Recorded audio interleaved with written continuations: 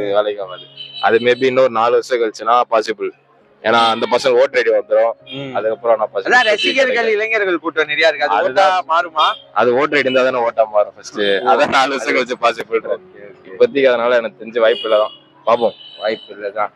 இது இந்த கரூர் சம்பவம் நடந்துல ப்ரோ. இன்னைக்கு கூட எஸ்பிஐல விசாரணை போயிட்டு இருக்கு. அதை பத்தி என்ன நினைக்கிறீங்க? யார் மேல தப்பு, யார் மேல தவறு? லேட்டா வந்தது தப்பு. பசங்களை கூட்டு போடுறது பப்ளிக் தப்பு தான். அது நம்ம எதுவும் சொல்ல முடியாது. 2 பேர் மேல 50 தான். இவங்களுக்கா இருக்கணும் ப்ரோ. அவரை பார்த்து என்ன கடவுளா அவர் எதனா பண்ண போறாரா? கண்டிப்பா கண்டிப்பா. இன்னும் நிறைய விழிப்புணர்வு இருக்கலாம். மக்கள் மேலும் தப்பு தான். அது ஃபுல்லா அவர் மேல போட முடியாது. 50 அவ்வளவுதான். இவர் லேட்டா தப்பு அவ்வளவுதான். 2020 யார் ஜெயிக்கணும்னா திமுக சொல்லும். உங்க ஆதரவு படி?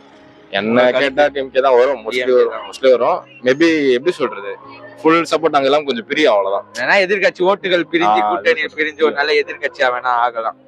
இப்போதைக்கு திமுக தான். கண்டிப்பா.